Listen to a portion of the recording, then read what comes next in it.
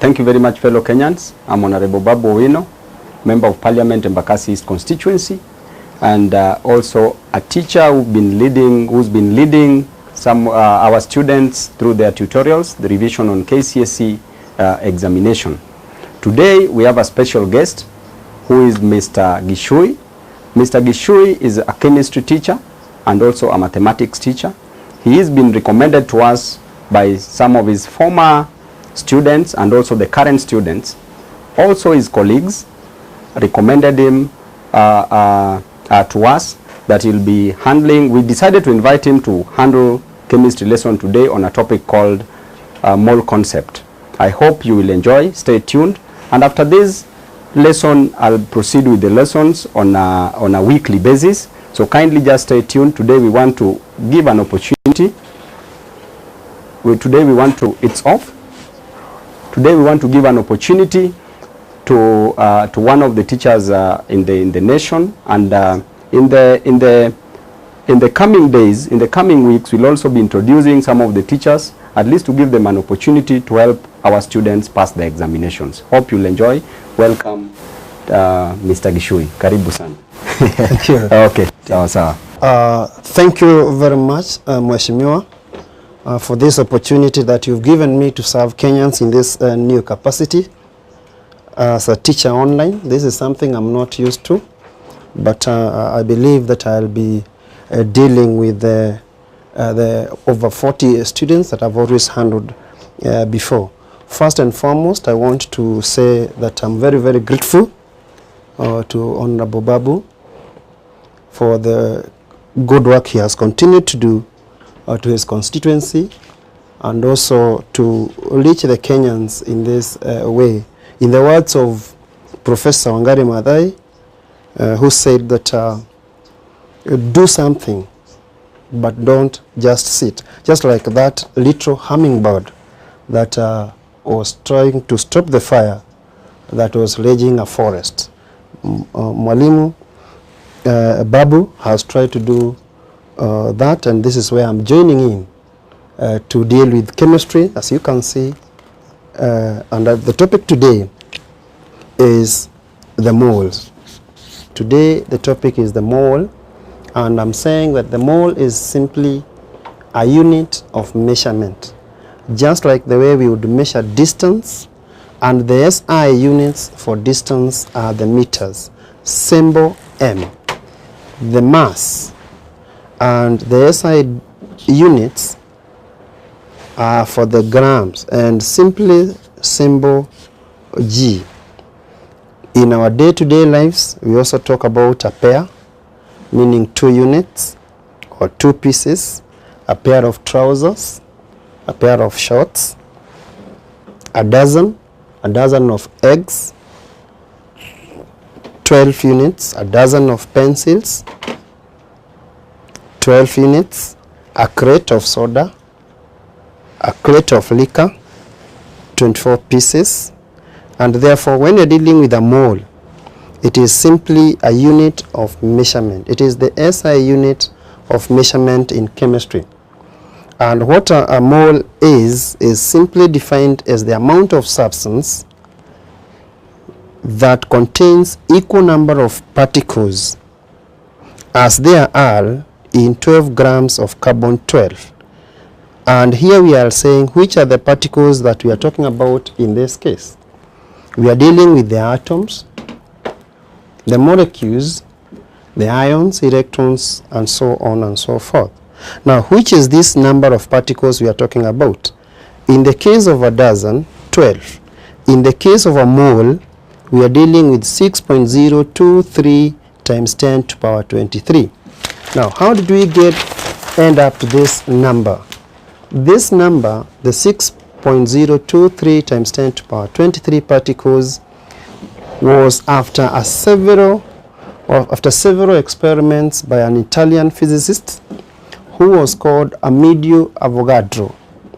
And this man lived between the 1776 to around 1856. That's around 80 years. He was blessed with that number of years for doing the kind of work the young MP Babu is doing to our country. So in this case, you find now this number is too large. This number is too large. 6023 to power 23. 1, 2, 3, 4, 5, 6, 7, 8, 9, 10, 11, 12, 13, 14, 15, 16, 17, 18, 19, 20, 21, 22, 23. This number is too large to talk about. And this number is the one that we found every 1 mole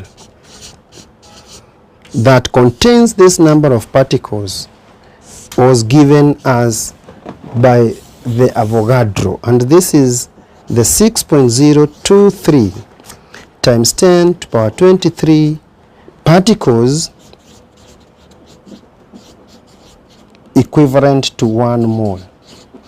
So when we are dealing with 1 mole, we are dealing with an atom, like say atoms. This is sodium with a relative atomic mass of 23. So in this case, you find if we take 23, this has no units. It's a relative unit. So there is no units for this. And therefore, if we take now the 23 and we take them in grams, 23 grams. So the 23 grams would contain 1 mole, which is 6.023 times 10 to power 23. Now particles, which are the particles here talking about? Relative atomic mass. So these are the atoms. Once again, we are saying the relative atomic mass, as we found out in Form 2, that this lamb is the mass of an average atom, the mass of an average atom compared to 1/12 mass of 1 atom of carbon 12. So because we are simply relating, it's not absolute measurement, then these units have no, these masses have no units. Relative atomic mass have no units. So we are saying another atom, the RAM, taking it in grams, and then the moles. We can take the first one here, as we have noted. We can take aluminium. This is 27, and therefore 27 grams of aluminium will be equivalent to 1 mole. Why 1 mole? Because the 27 grams, if we use a mass spectrometer and other machines, we will find it contains 6.023 times 10 to power 23 atoms.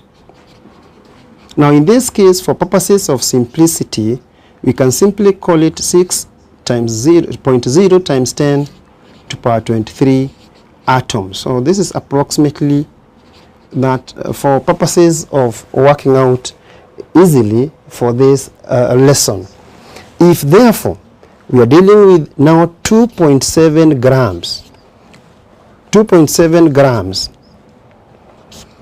2.7 grams of aluminium will be how many moles? Here we would say 2.7 cross multiplication times 1 over 27, giving us 0.1 moles. In other words, we can convert from the masses, the grams, into moles.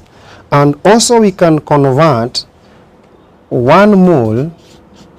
We have discovered a 6.0 times 10 to power 23 atoms.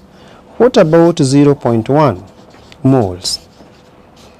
Cross multiplication gives us 6.0 times 10 to power 23 times 0.1, all this over 1. This gives us 6.0 times 10 to power 22 atoms of aluminium. We can also note that we can convert from moles to moles to number of particles, or from moles to the mass. You have noted by formula that the moles equals the mass given. The mass given, all this divided by the relative atomic mass, the RAM, but now in grams.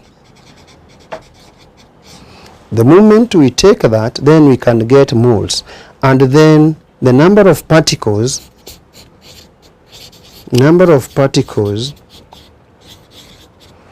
would be given by the moles times the 6.0 times 10 to power 23 particles.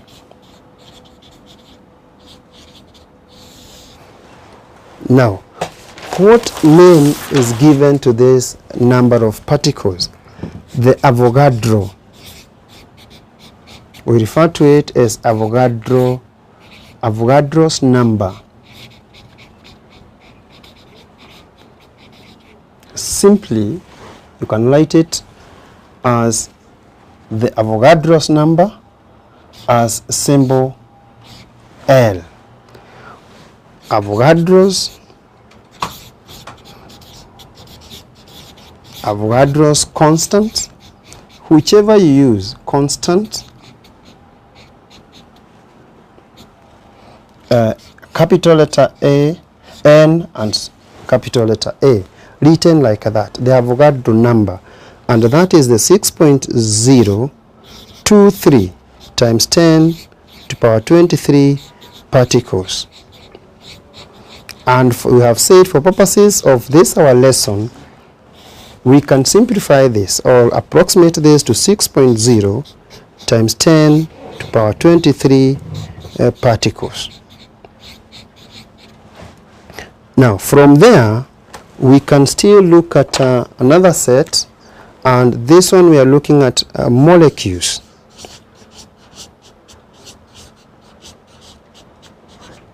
Molecules include, we have looked at atoms. Now we want to look at the molecules.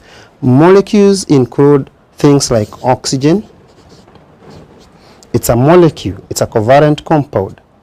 Hydrogen gas, ammonia gas, water vapor, hydrogen chloride, all these, methane gas, sulfur 4 oxide, sulfur 6 oxide, etc, etc, etc. Now, when we want to look at this molecule, the mass of all these can be worked out. How do we work out the mass of oxygen? We know in our periodic table, the atomic mass of oxygen is 16, written as a superscript, and we have 8 as the atomic number. Now that oxygen is diatomic, 2 atoms combined, means that the mass is the sum of the individual atoms. So oxygen is 16 plus 16, that is 32. That makes it the relative molecular mass. So when we take, now in this case we take the molecule,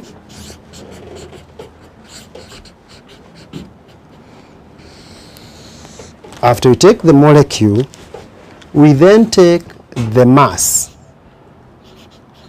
And we are saying that this is the relative molecular mass, the RMM. When we convert that relative molecular mass into mass in grams, then that number, we get the number of moles.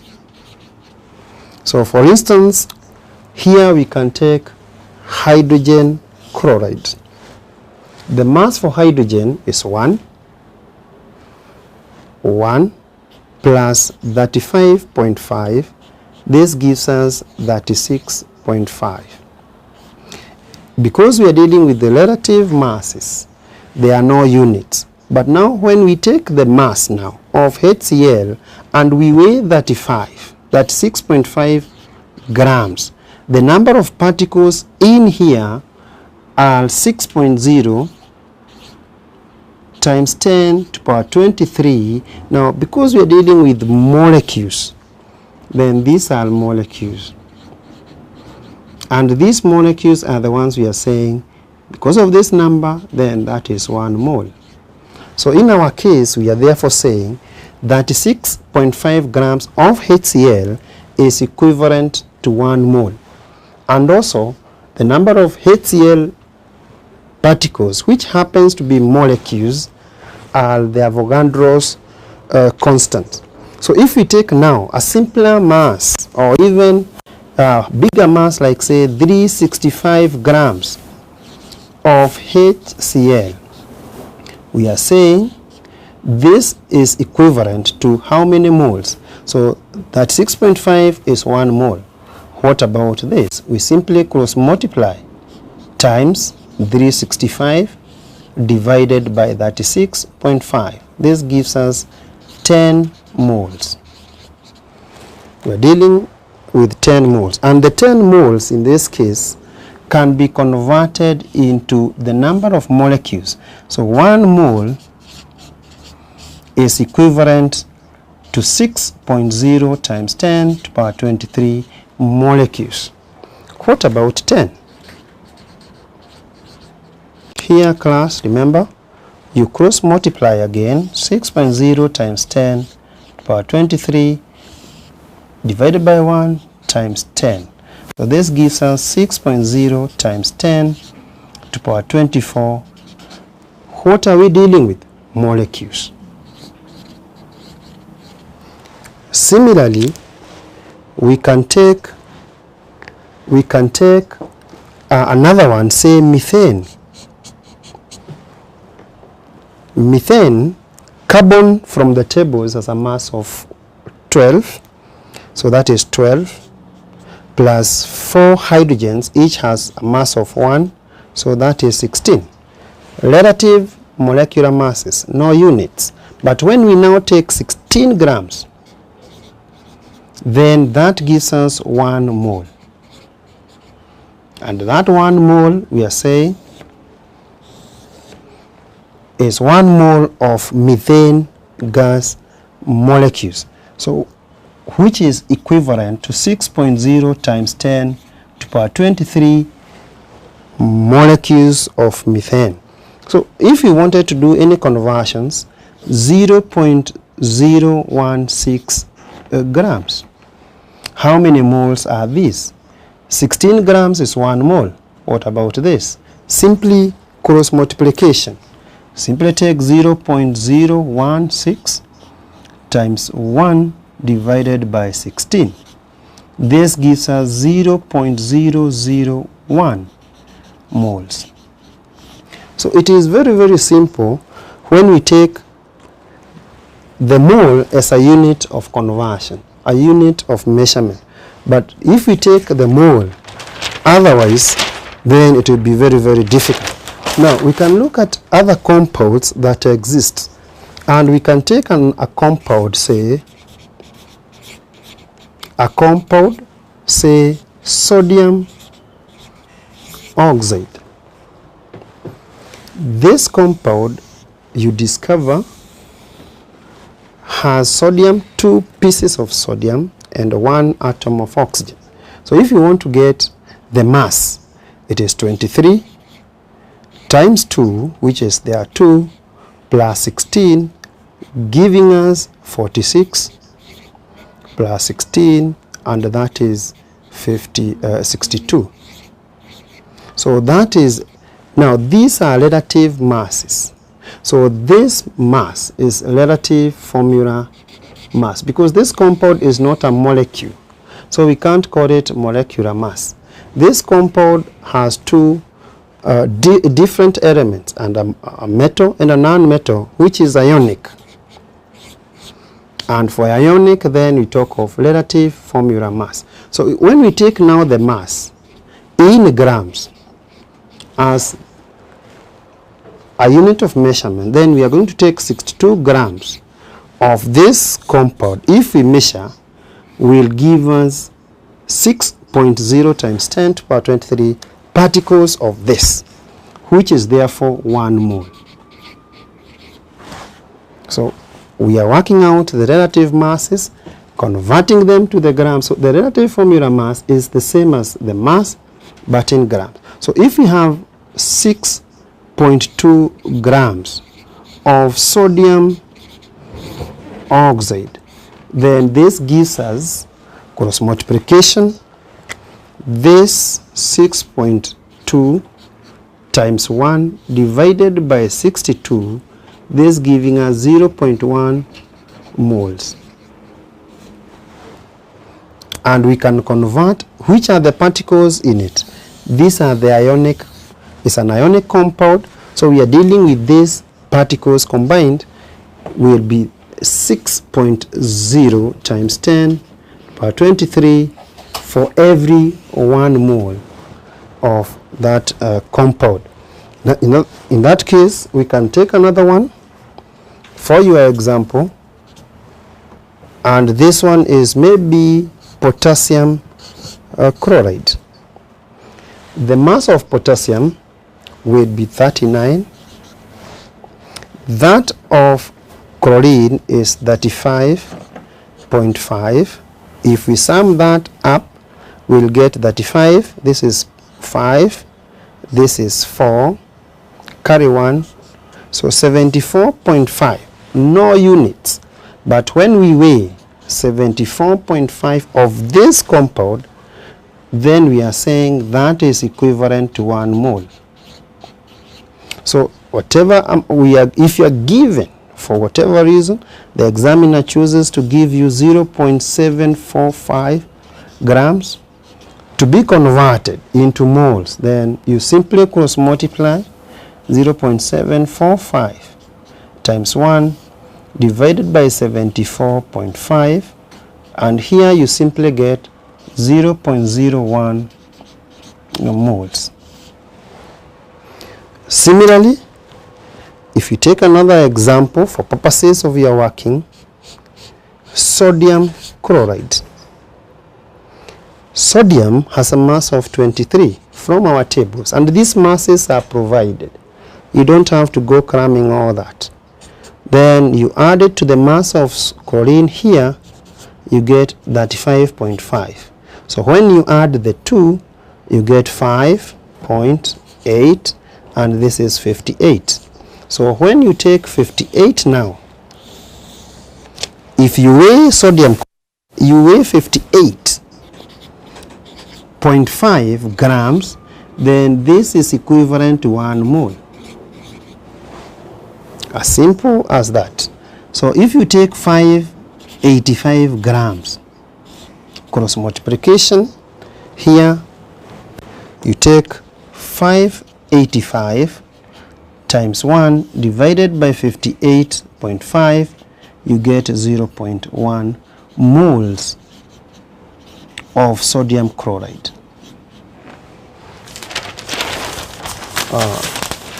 Taking another example from the same vein, we have sulfuric 6 acid.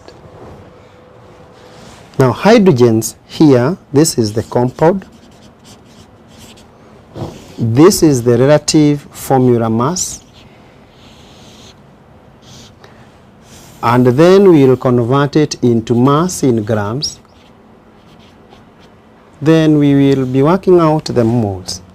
So in this case, you get hydrogen 2, sulfur has a mass of that 2,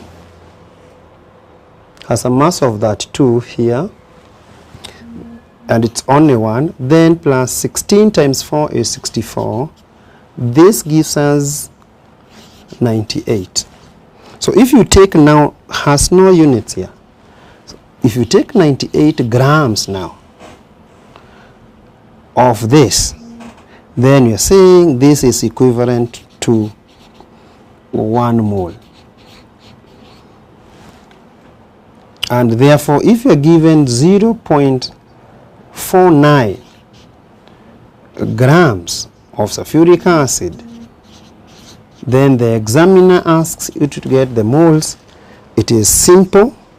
You simply take 0.49 times 1 divided by 98, and here you will get the answer. You can simply feed these figures in your calculator.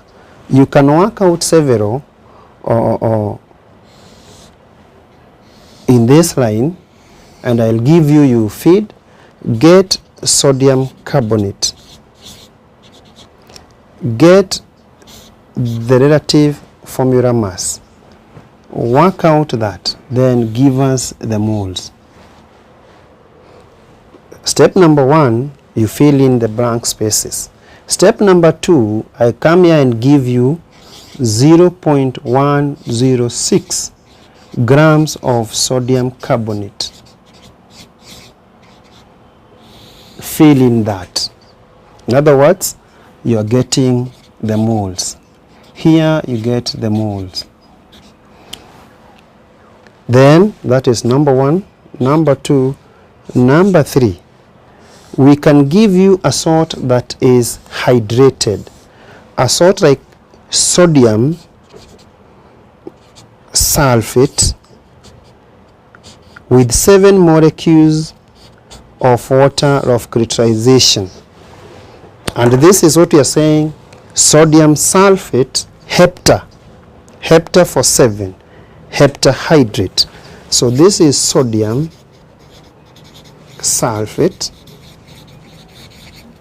heptahydrate, meaning the number of water molecules present here are 7. Now we can work out the mass of this. The mass here will be sodium 46. You add to sulfur, which is 23. That gives you 9, 6. Then oxygen here. Sorry. Here we are saying the mass here is 46 for sodium. Sulfur is that 2. That is 878. Then oxygen is 16. 16 and there are 4. So this is 214. Then we have 7 water molecules. 7 water molecules. Now water is written like that. This is 2 for hydrogen plus 16. That gives us 18. Now 18 we are multiplying by 7 to have the 7 water molecules. So this is, now the total will be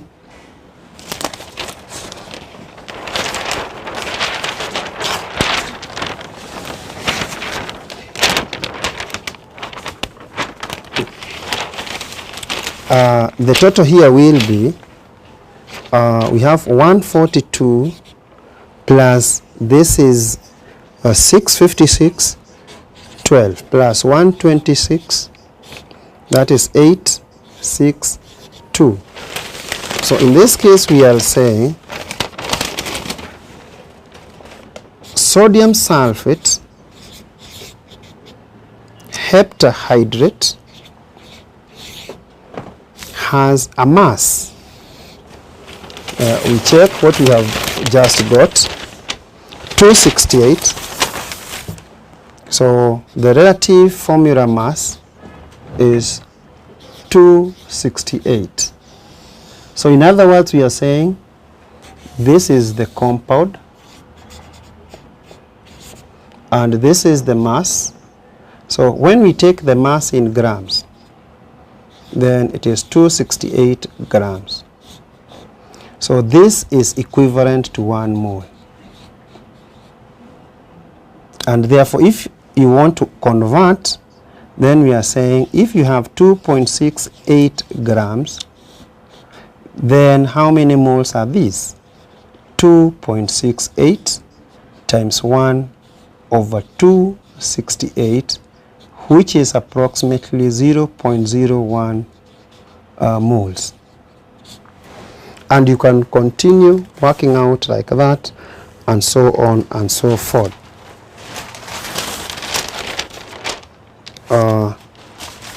Let us see whether we have been working out correctly.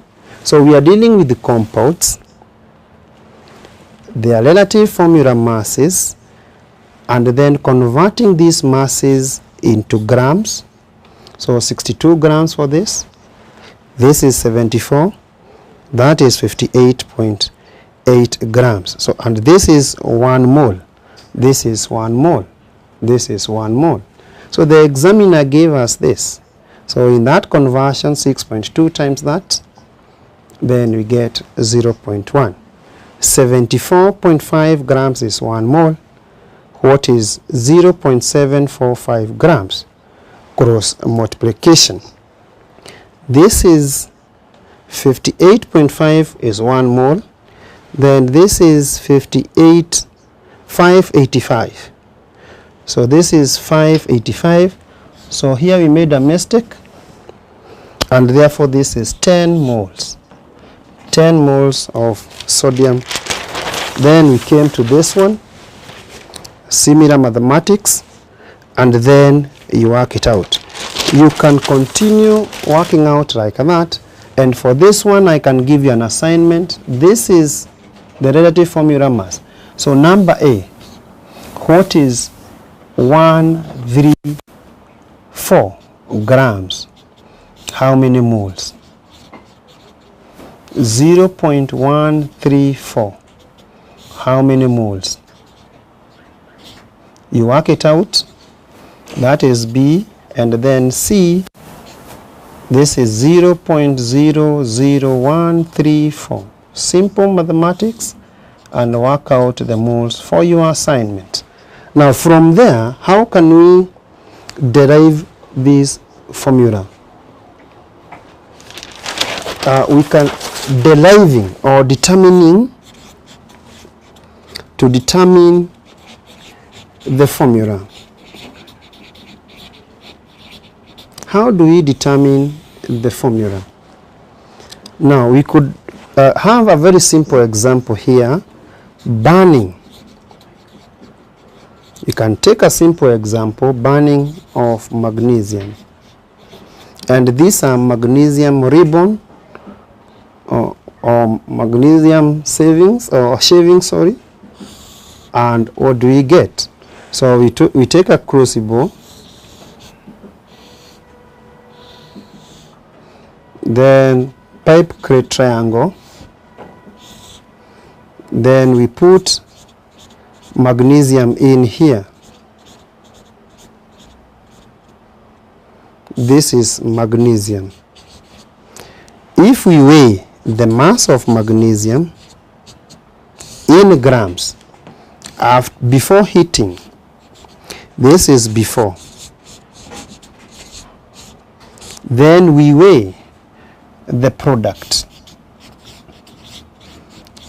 When we burn magnesium in excess of oxygen,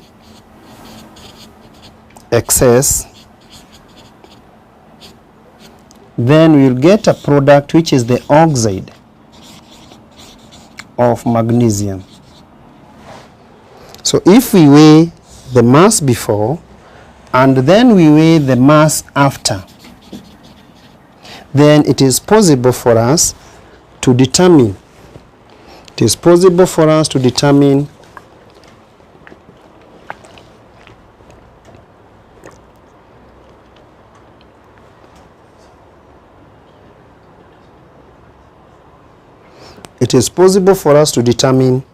the mass of oxygen used. For instance, if we started with 2.4 grams of magnesium, and then when we burn it in oxygen, the product will be heavier than this. Reason being, we will have added oxygen. So if the oxygen added, and then the mass comes to 4,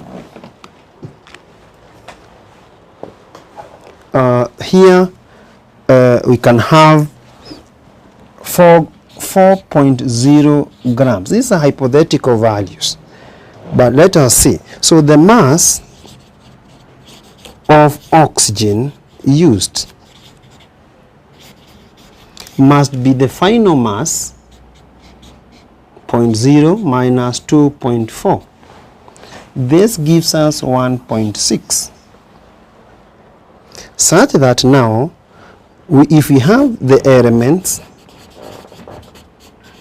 we have the magnesium and we have the oxygen. Now, what is the mass that we were given? So these are the compositions, the mass. We started with 2.4, and the oxygen that we used, excess oxygen, but the only one that was used was 1.6. So we can now work out with the lamb. This is 24 and this is 16. Where am I getting this? This will be provided for by the examiner when we'll be working them out, and therefore we can get the moles. The moles here is 2.4. We divide it by 24 to give us 0.1. Then this is 1.6. Dividing it by 16, we'll get 0.1. So we cannot stop at that. Then we simplify. How do we simplify? By dividing by the smallest. 0.1, 0.1 giving us 1, and 0.1 divided by 0.1 giving us 1. And therefore the ratios here will be 1:1. And the formula therefore will be magnesium is only 1 and the oxygen is 1. So in that case we can work out the mass. The mass for magnesium is 24 plus the mass for oxygen is 16. So this gives us 40. So if we take, this has no units, they are relative masses. So if we take now 40 grams of magnesium oxide, that gives us 1 mole. And we can do any conversions that we wish. So that process of what we've just done, we have looked at how we can get the formula. This is referred to as the empirical formula. And we have seen how we can derive it, how we can determine. We can still take another example, and this example is when we take a setup like this. We take hydrogen, and for that matter dry hydrogen gas, we bubble it or we pass it over heated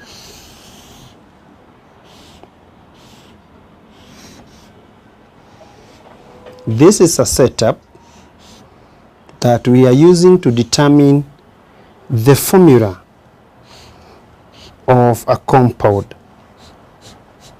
This formula, so here we have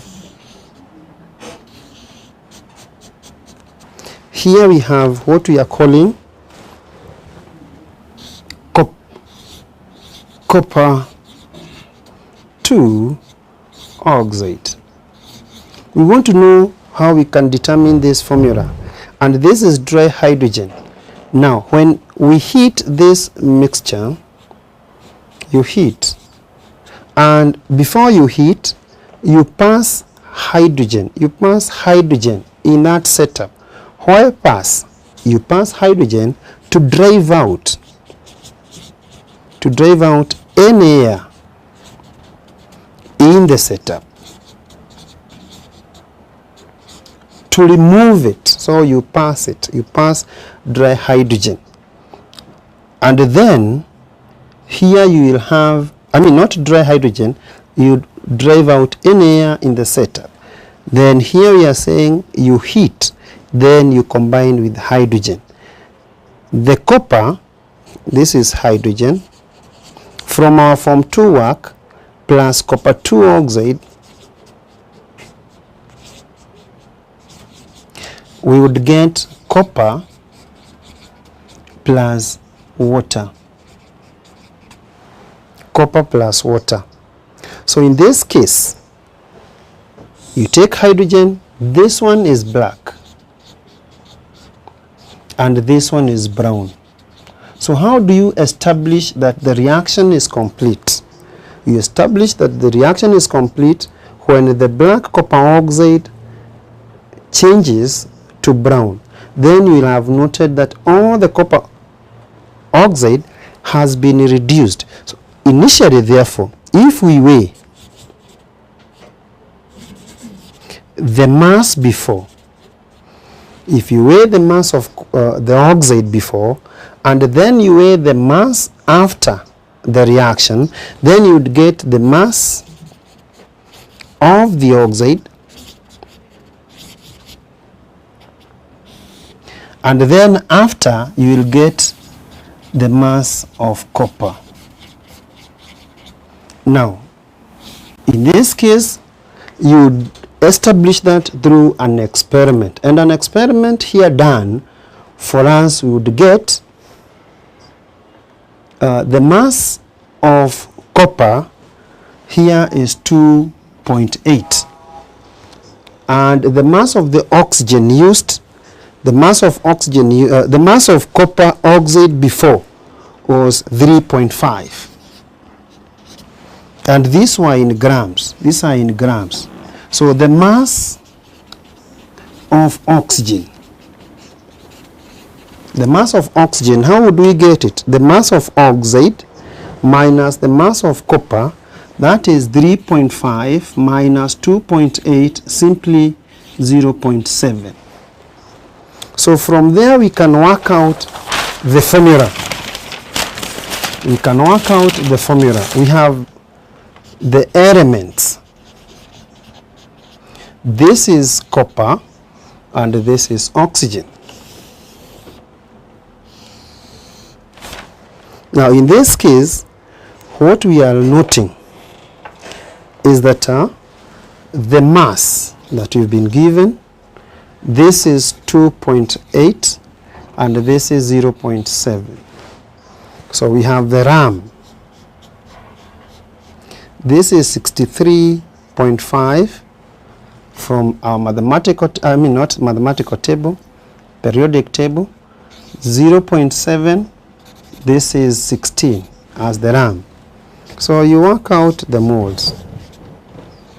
2.8 divided by 63.5 and 0.7 divided by 16. Work it out, just 2 seconds. You see whether you will get the same answer as I'll get.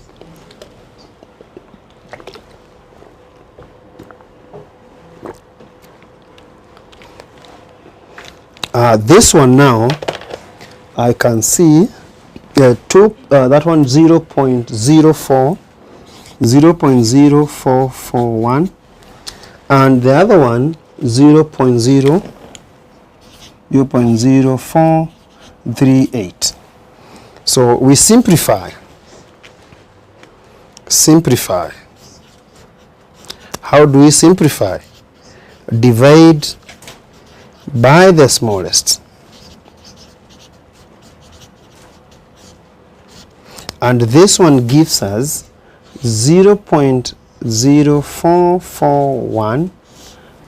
This one is bigger than this, so use 0.0438, and 0.0438 divided by 0.0438, this one gives us approximately 1, and that one, so the ratios here, you get 1:1, meaning the formula, this is copper oxide. Now this formula that we've just worked out, we are calling them empirical formula. In short, EF. That is the empirical. And how do we define empirical formula? This is the formula showing the simplest ratios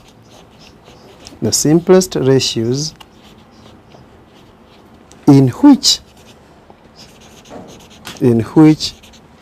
compounds or atoms combine.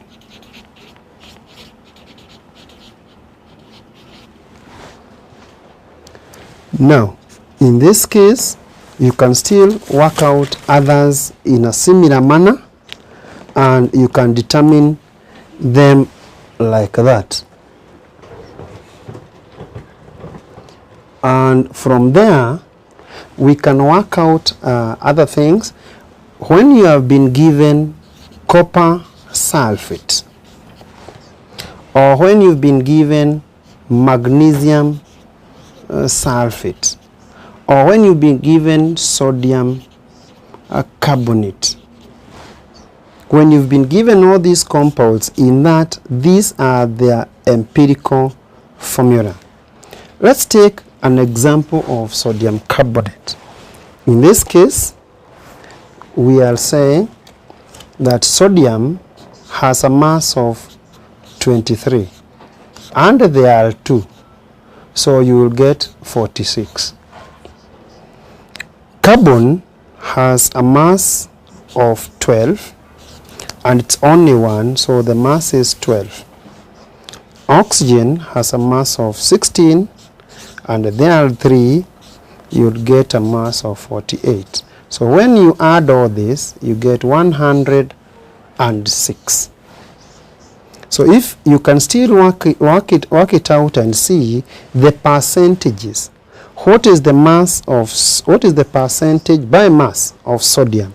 So percentage composition. So in this case, we are dealing of sodium. This is 46 divided by 106 times 100. That one will give you the percentage composition. Then you can work out percentage of carbon. In that compound, you would get 12 divided by 106 times 100. This one you would get the percentage of carbon.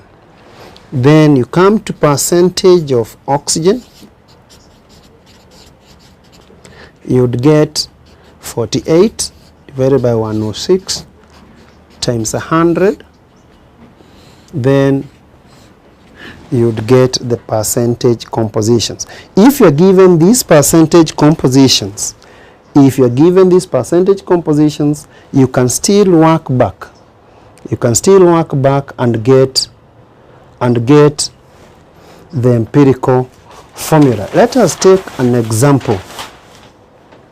Let us take an example of a compound of silicon. A compound of silicon containing silicon compound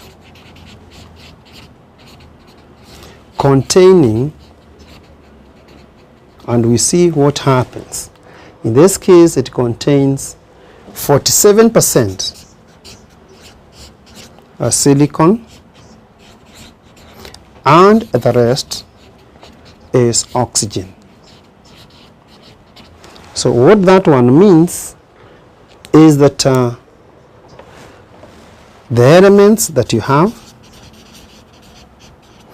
silicon and you have oxygen.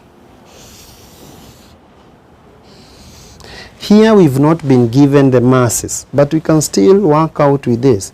So percentage composition.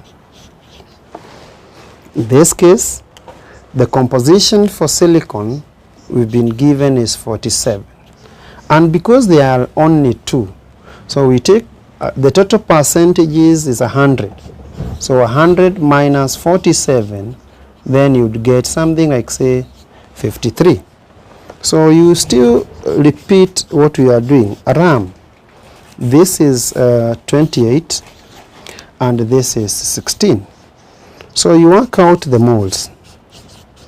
This is 47 divided by 28 and this is 53 divided by 16.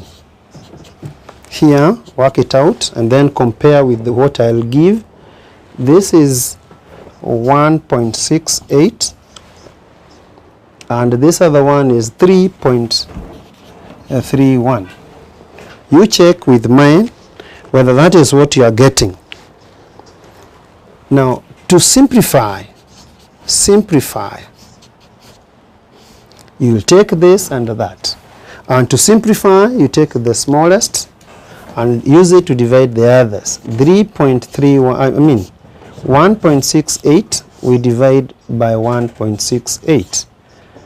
3.31 we divide by 1.68. This is approximately actually 1 and this is approximately 2. In that, so the ratios now, the ratios will give you 1:2. So the empirical formula will be silicon is 1 and oxygen is 2. That becomes the answer to that. Now if you want to work out the mass of this, the mass from our tables will get silicon is 28 plus oxygen, here oxygen, and there are 2 is 32. This gives you 60. So in other words, the relative formula mass, this yes, molecular mass of this compound is 60. So if we take 60 grams, then of silicon oxide would be 1 mole. And the rest of the chemistry follows what we did. This is the empirical formula. The formula showing the ratios in which the elements combine. Now we can consider another thing, something we call hydrogen peroxide. Hydrogen peroxide, if written like that, if we simplify this ratio, we'll get like that, and therefore this becomes the empirical formula. Now what does this one become? This is the formula of this compound as it exists, showing the exact formula. We can take another one, say sodium peroxide, written like that. If we simplified these ratios, we would get that 1:1, meaning this is the empirical formula. So what does this one become? Then we still take another example, and we can take another one called benzene. Benzene is C6H6. If we simplify this ratio, we will get that 1:1. So this is the empirical formula. So this formula is giving us the exact ratios. the exact numbers of the way benzene is written. Glucose C6H12O6. If we simplify, dividing everyone by 6, H2O. So this becomes the empirical formula. So this becomes now, in this case, the molecular formula. And you can see that the empirical formula multiplied by a certain integer would give us molecular formula. In other words, molecular formula is a multiple of empirical formula, where n must be an integer. This is a whole number.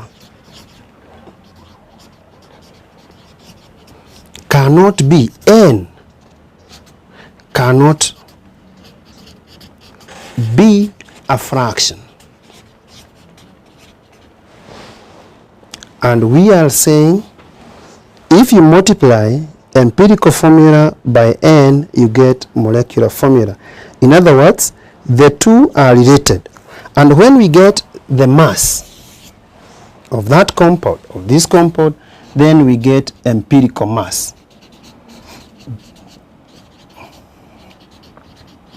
So similarly, if we multiply the empirical mass by n, then we would get the molecular mass. So in other words, here we are saying empirical formula times n would give us molecular formula. And similarly, molecular mass, empirical mass times n would give us molecular mass. That one we can work out an example here, and we see what would happen if we take that example. A hydrocarbon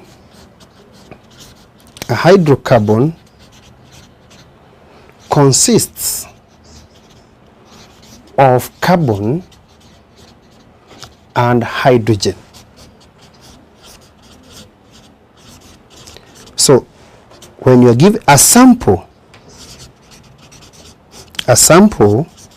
was found to contain 92.3% carbon,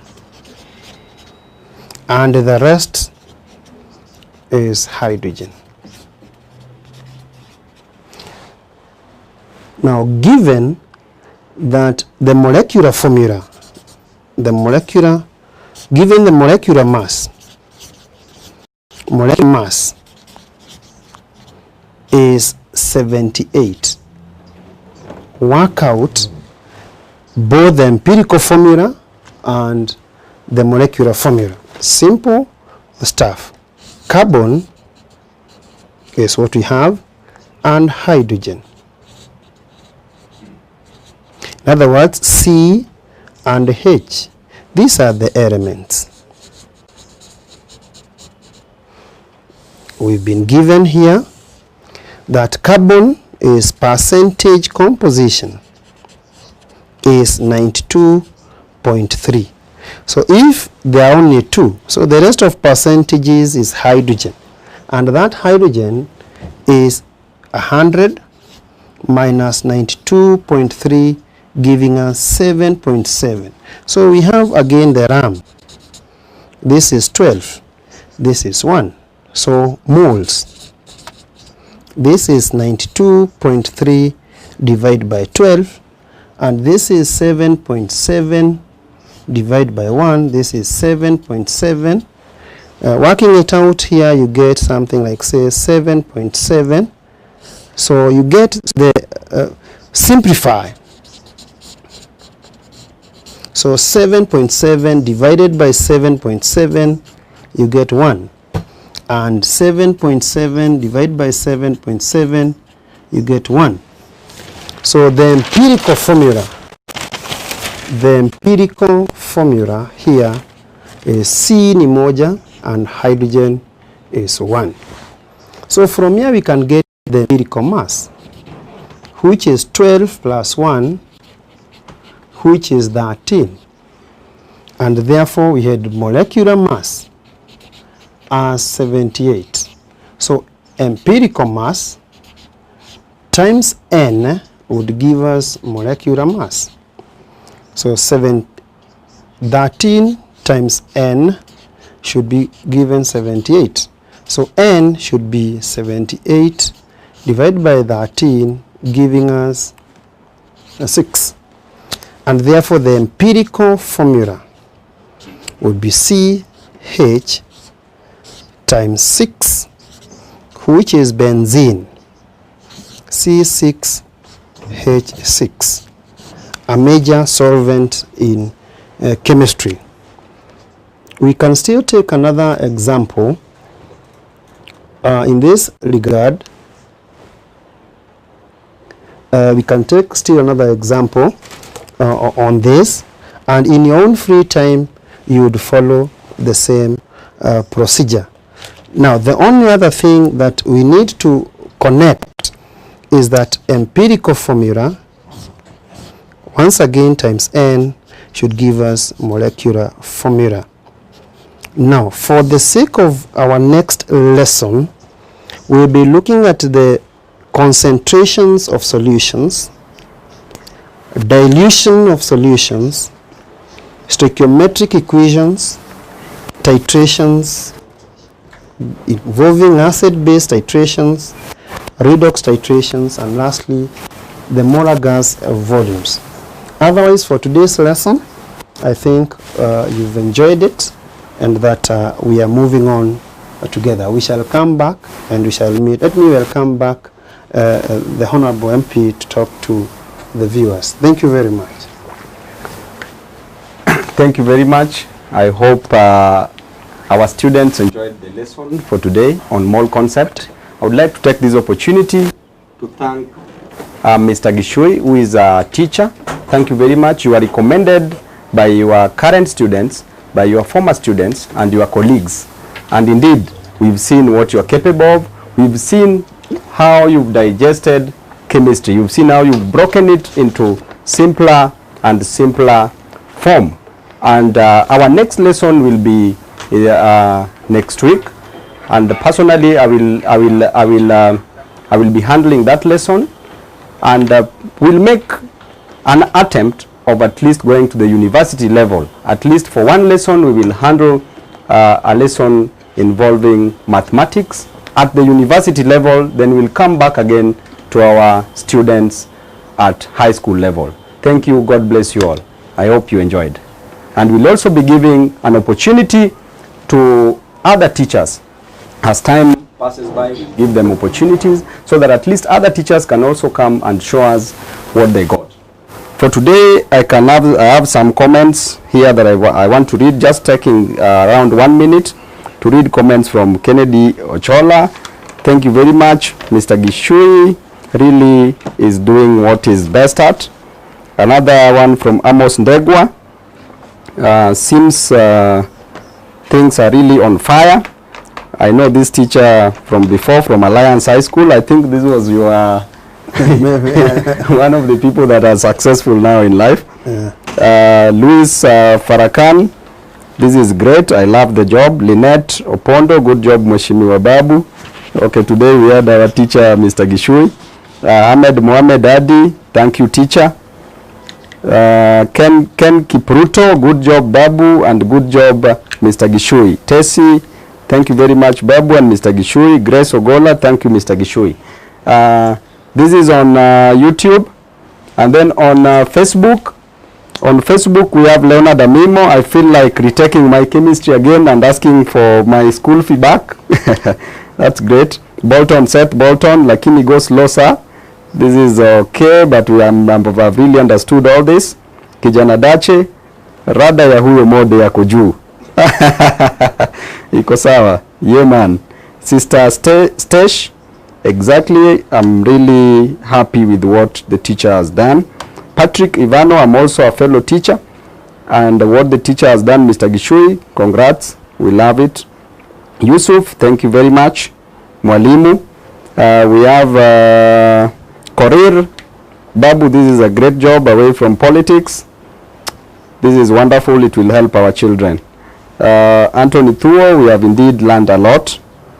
Kondir Koli, this is serious development on education. Thank you, Babu. Thank you, Mr. Gishui. Cosmas, Babu, this is great. Moses Maina, Mose, Babu, this is wonderful. Great, thanks a lot. Smolin is saying that Mwalimu Gishui, this is great. I'm sure that my child will pass exams. Sultan, this is Sultan Joe. This is great. Huyu mwalimu ameiva kuiva. Sultan amekupatia heko hapo. Njeri, good work mheshimiwa. Thank you guys. God bless you all. Till we meet again. Now the homework is on the screen. Kindly just follow it and make sure you do your homework. A little advice to our students: make sure in the sciences subjects and also mathematics is a precise science. Ensure that at least you take your 30 minutes on a daily basis to practice. Practice makes perfect. We'll remove you from the slums to the higher echelons of life. Tibim. Santeni.